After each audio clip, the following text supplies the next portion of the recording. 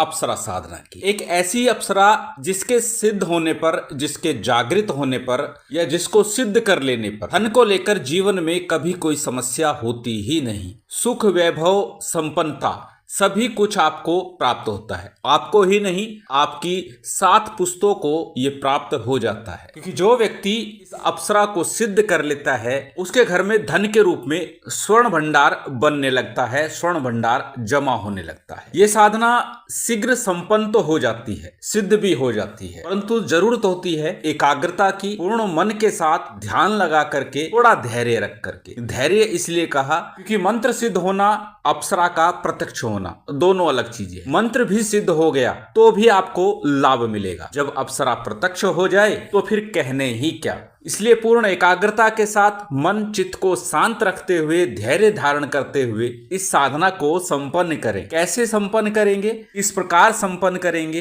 किस सामग्री के साथ, किस समय संपन्न किया जाए जिससे कि पूर्ण फल की प्राप्ति हो। प्रिय दर्शकों, दीपावली का महापर्व अत्यंत निकट आ चुका है। इसी समय में इस साधना को संपन्न कर लें तो अति उत्तम होगा। अन्यथा कभी भी इस साधना का आरंभ किया जा सकता है जिस दिन सिद्ध योग बन रहा हो। इस साधना के लिए सर्वोत्तम होगा मंगलवार अथवा शुक्रवार का दिन हो। पीले वस्त्र पहन करके, पीले वस्त्र धारण करके इस साधना का आरंभ करना है। इस समय करना है, किस दिशा में मुख रखना है, यही सब चर्चा है। सबसे पहले जान लेते हैं कि सामग्री क्या क्या होगी जब इस साधना को हम आरंभ करेंगे। सभी सामग्री स्क्रीन पर लिखी हुई है। पूजन सामग्री जिसमें अक्षत, पुष्प, धूप, दीप, नैवेद्य, फल, फूल, मिष्ठान। इसके अतिरिक्त मूल सामग्री जो इस साधना के लिए अत्यंत अनिवार्य है। पूजन सामग्री में न्यून अधिक हो सकता है, कम ज्यादा हो सकती है, कुछ चीजें ना हो तो कोई दिक्कत नहीं, परंतु ये जो मुख्य सामग्री है ये आपको अवश्य लेनी है। मुख्य सामग्री में क्या, एक तो अप्सरा भैरवी यंत्र आपको लेना है। दूसरा एक माला आपको लेनी है जो कि चैतन्य हो,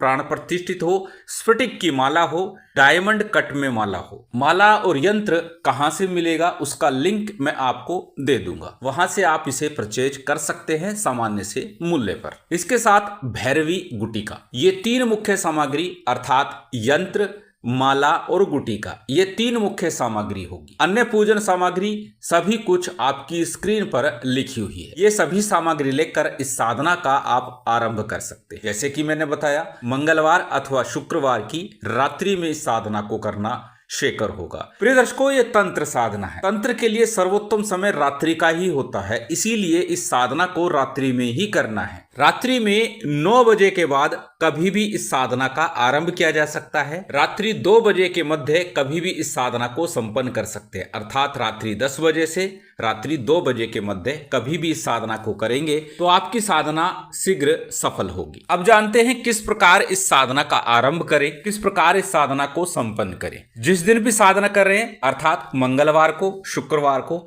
या फिर दीपावली के महापर्व पर। दीपावली पर जब करेंगे तो धन त्रयोदशी, नरक चतुर्दशी और दीपावली, इन 3 दिन में कर सकते हैं। अन्यथा दीपावली की रात्रि में ही संपन्न कर सकते हैं यदि आप में सामर्थ्य है। सामर्थ्य इसलिए बोला क्योंकि ये तंत्र साधना है और इसमें मंत्रों की संख्या कुछ निश्चित हो जाती है जब एक ही दिवस में करने का प्रयास करते हैं। तो आप किसी भी दिन से जब आप ये साधना कर रहे हैं, स्नान आदि से निवृत्त होकर के, पीले वस्त्र धारण करके अपने घर में उत्तर मुख होकर के बैठ जाइए। प्रिय दर्शकों, एक बार पुनः बता दूं, सभी कुछ लिखित रूप में दिया जाता है, इसलिए साधना से पूर्व वीडियो को पहले अच्छे से सुने, देखें और पूरी तैयारी करने के बाद ही साधना में रत हों। अन्यथा जब परिणाम नहीं मिलता तो मेहनत तो व्यर्थ होती ही है, साथ ही साथ धर्म कार्यों पर, तंत्र मंत्र यंत्र पर विश्वास डगमगाता है कि हमें तो कुछ मिला ही नहीं। इसलिए पहले अच्छे से पूर्ण जानकारी ले और उसके बाद साधना में आगे बढ़े। तो अपने घर में उत्तर मुख होकर के आपको बैठ जाना है। अपने सामने चौकी पट्टे पर पीले रंग का वस्त्र बिछा लीजिए, उसी के ऊपर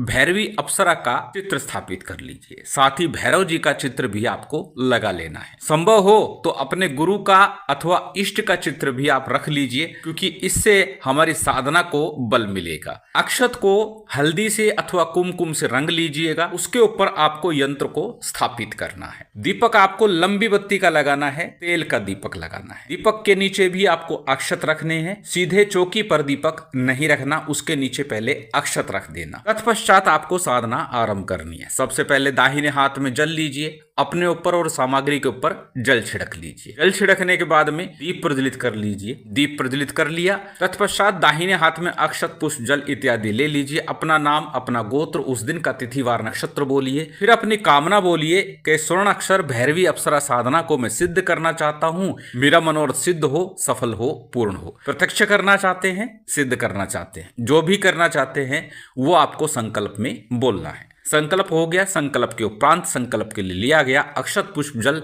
किसी थाली प्लेट में अथवा दीपक के सम्मुख छोड़ दीजिए। तत्पश्चात सबसे पहले पंचदेवों का सामान्य सा पूजन विधान कर लीजिए। गणपति का, गुरु का, कुल देव, पितृदेव, स्थान देव, इन पंचदेव का ध्यान पूजन कर लिया। साथ ही साथ अपने इष्ट का पूजन कीजिए। गुरु का पूजन आपने कर लिया, इष्ट का पूजन भी कर लीजिए। भैरव जी का पूजन कीजिए और साथ ही साथ भैरवी अप्सरा का पूजन भी कर लीजिए। सभी का पूजन जो सामग्री आपके पास है उससे आपने संपन्न कर लेना है। फिर बाएं हाथ में गुटका को रखना है, दाहिने हाथ से माला जप करनी है। सबसे पहले 11 बार गणपति मंत्र और 11 ही बार कम से कम गुरु मंत्र का जप करना है। संभव हो तो एक एक माला का करें, अन्यथा 11-11 बार या 21-21 बार गणपति गुरु मंत्र का जप भी अवश्य करें। गणपति मंत्र के रूप में ओम गंग गणपति नमः, ओम गणेशाय नमः, ओम वक्रतुंडाय नमः, कोई भी एक गणपति मंत्र ले सकते हैं। बात यदि करें गुरु मंत्र की, यदि आपने गुरु दीक्षा ली है तो अपने गुरु मंत्र का जप कीजिएगा, अन्यथा ओम नमः शिवाय का अथवा ओम गुरु गोरक्षनाथाय नमः, इस मंत्र का जप गुरु मंत्र के रूप में कर सकते हैं। बात करते हैं आज के मंत्र की। अत्यंत सरल छोटा सा मंत्र है, इसी मंत्र का आपको जप करना है, परंतु मंत्र जाप से पूर्व मंत्र को पहले अच्छे से कंठस्थ कर लीजिएगा, याद कर लीजिएगा, उसके बाद ही साधना में रत होइएगा, आगे बढ़िएगा। मंत्र आपकी स्क्रीन पर स्क्रीनशॉट ले सकते हैं, किसी कॉपी नोटबुक में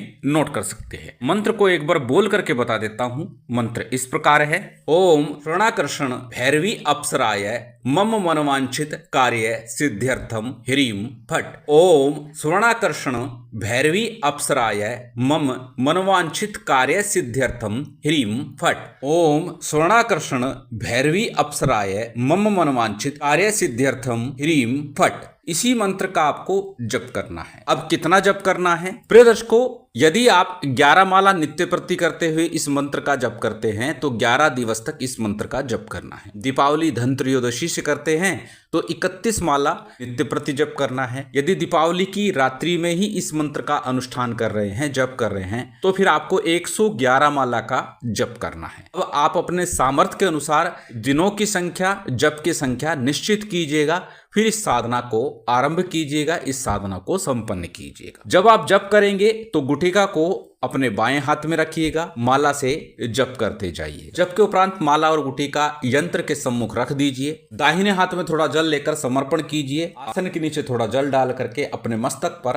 तिलक कीजिए जल का। क्षमा प्रार्थना कीजिए, आसन को प्रणाम कीजिए और फिर साधना प्रयोग से उठ जाइए। पूरे प्रयोग काल के दौरान भूमि शयन करना है, सात्विक भोजन करना है, एक ही समय भोजन करना है और जितना संभव हो वार्तालाप भी कम कीजिएगा, अर्थात मौन धारण करके रहिएगा, तो अतिशीघ्र ये साधना आपकी फलीभूत हो जाएगी। जब आपकी 11 दिन, 3 दिन या एक ही रात्रि की साधना पूर्ण हो जाए, उसके बाद भी एक माला नित्य प्रति अगले 11 दिनों तक चलाते रहिएगा। जब आपकी साधना पूर्ण हो जाए उसके बाद में गुटिका, यंत्र, माला तीनों चीज ही प्रभावित कर दीजिएगा। साथ ही साथ एक बात और बोलता हूं कि जब भी कोई साधना करें, मंत्र जाप करें, जब साधना पूर्ण हो जाए उसके बाद भी उस मंत्र का जप लगातार चलते रहना चाहिए। यथाशक्ति ही करें, 1 माला करें, 2 माला करें, 5 माला करें, लेकिन थोड़ा बहुत जप चलते रहना चाहिए ताकि उस साधना का बल आपको प्राप्त हो, आपकी साधना सफल हो जाए। अत्यंत प्रभावी तांत्रिक तीक्ष्ण साधना है, शीघ्र ही प्रभावी